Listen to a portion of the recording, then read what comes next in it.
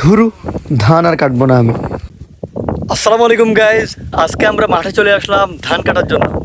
তো চলুন আমরা কি কি এক্সপিরিয়েন্স আজকে অর্জন করছি সেগুলো আপনাদেরকে ভিডিওর মধ্যে দেখিয়ে দিব। চলুন শুরু করা যাক। रुको जरा सबर करो। তো জীবনে প্রথমবারের মতো চলে আসলাম ধান কাটতে। এর আগে কখনোই আমার ধান কাটার কোনো এক্সপিরিয়েন্স ছিল না। ফাইনালি আমরা আমাদের পছন্দের জমি পেয়ে গেলাম। A few moments later. আমার ধান কাটার কাঁচিটি এতটাই ধারালো, মনে হচ্ছে আমার হাতটাও কাটা যাবে না। যাই হোক, তারপরে অনেক কষ্টে কিছু সংখ্যক ধান কেটেই ফেললাম। অল্প কিছুক্ষণ কাজ করার পর আমার অবস্থা পুরোই খারাপ। এতটাই ক্লান্ত লাগছিল যে মনে হচ্ছে রোদের তাপে আমি অজ্ঞানী হয়ে যাব। তারপর কাঁচি ফেলে দিয়ে উঠে আসলাম, কারণ পাঠা দিয়ে হালতা হয় না।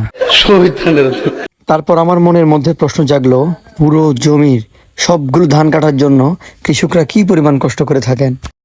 তারপর আমার হাতে কিছু ধান নিয়ে অবাক হয়ে তাকিয়ে রইলাম, আর মনে মনে বলতে লাগলাম, আমাদের মুখে খাবার তুলে দেওয়ার জন্য কৃষকরা কতই না কষ্ট করেন, কিন্তু তাদেরকে আমরা যথাযথ মূল্য দিতে পারি না। আর ভিডিওতে আপনারা যে এতগুলো ধান দেখতে পাচ্ছেন, আপনারা কি মনে করছেন এগুলো আমি কাটছি? মোটেও না। এতগুলো ধান কাটার জন্য যদি আমি 2 দিন পরিশ্রম করতাম, তাহলে 10 দিন আমার থাকা লাগতো বেড রেস্ট অথবা হসপিটালে।